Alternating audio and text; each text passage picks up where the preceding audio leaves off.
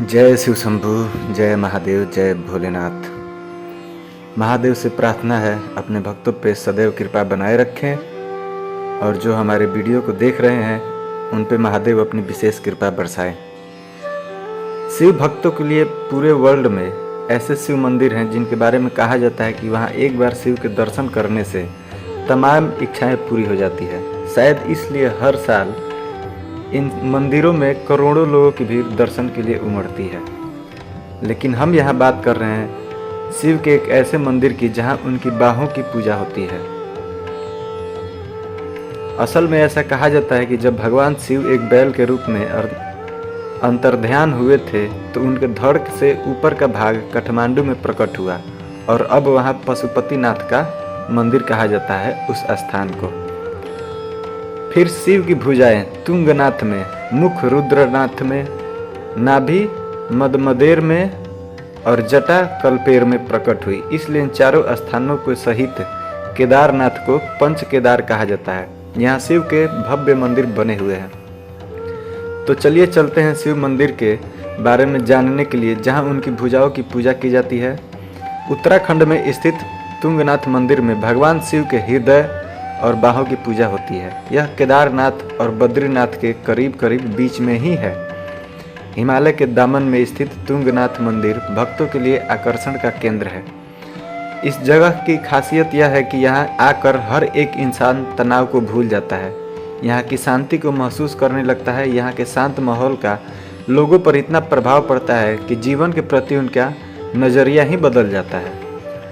तुंगनाथ मंदिर अपने धार्मिक महत्व के साथ साथ प्राकृतिक सुंदरता के लिए भी फेमस है। यहाँ पहुँचने के दौरान प्राकृतिक का सानिध्य अलग ही एहसास कराता है।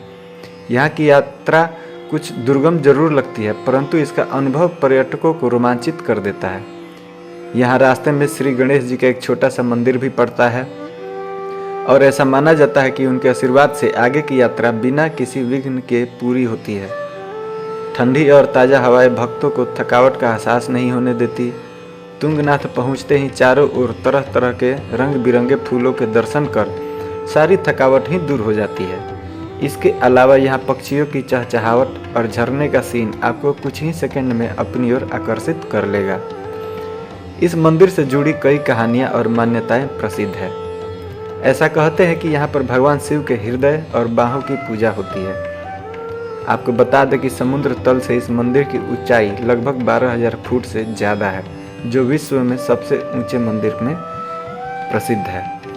इसी कारण इस मंदिर के आसपास के पहाड़ों पर बर्फ जमी रहती है। अन्य 4 धामों की तुलना में यहाँ पर शिव भक्तों की भीड़ कुछ कम होती है। इसके बावजूद भी हजारों की संख्या में हर वर्ष भक्तों का यहाँ तांता लगा रहता है।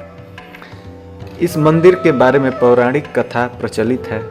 ऐसा कहा जाता है कि महाभारत में युद्ध में विजयी होने पर पांडवों पर अपने भाइयों के हत्या का आरोप लगा था।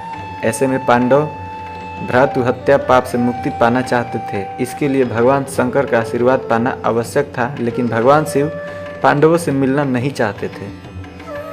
पांडव उनके दर्शन के लिए काशी गए पर वहाँ भी वे नहीं मिले। तब वे उन्हें खोजते हुए हिमालय तक जा पहुँचे, लेकिन फिर भी भगवान के उन्हें दर्शन नहीं हुए। भगवान शिव केदारनाथ जा बसे, लेकिन पांडव अपने इरादे के पक्के थे। वे उनका पीछा करते हुए केदारनाथ पहुंच गए। तब भगवान शिव ने एक बैल का रूप धारण कर लिया था, लेकिन पांडवों को संदेह हो गया था कि ऐसे में भीम ने अपना विशाल रूप धारण कर 2 पहाड़ों पर अपने पैर फैला दिए। अन्य सब गाय बैलों तो निकल गए, परंतु शंकर रूपी बैल भीम के पैरों के नीचे से कैसे निकलते। भीम ने जैसे ही उस बैल को पकड़ना चाहा वह धीरे धीरे जमीन के अंदर होने लगे। भीम ने बैल के एक हिस्से को पकड़ लिया। पांडवों की भक्ति और दृढ़ संकल्प देखकर भगवान शंकर प्रसन्न हो गए और उन्होंने पांडवों को दर्शन देकर पाप मुक्त कर दिया। उसी समय से भगवान शंकर बैल के पीठ की आकृति पिंड रूप में केदारनाथ में पूजी जाती है। ऐसा माना जाता है कि जब भगवान बैल के रूप में अंतर्ध्यान हुए थे तो उनके धड़ से ऊपर का भाग काठमांडू में प्रकट हुआ था। अब वहाँ पर पशुपतिनाथ मंदिर बना है।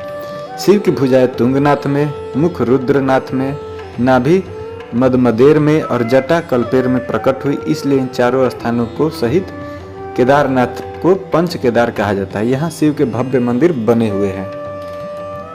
ऊखी मठ चौपता मार्ग पर मक्खू मठ स्थित है। मक्खू मठ तक सड़क मार्ग से पहुंचा जाता है, फिर आगे लगभग 3.5 किलोमीटर की यात्रा पैदल की जाती है। हिमालय में प्राकृतिक और पर्वतीय सौंदर्य का आकर्षक यहाँ आकर पूरा हो जाता है। घने जंगल से गुजरता हुआ मंदिर तक का मार्ग भक्तों के मन में सदा के लिए अपनी छाप छोड़ जाता है। जो साधक एकांत में साधना करने की इच्छा रखते हैं उनके लिए स्थान पूरी तरह उपयुक्त है।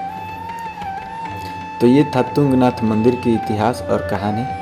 अगर आपको अच्छी लगी हो तो इस वीडियो को लाइक ज़रूर करें और कमेंट में ओम नमः शिवाय लिखें, और ऐसा ही वीडियो हम आपके पास पहुंचाते रहें। इसके लिए हमारे चैनल को ज़रूर सब्सक्राइब करें।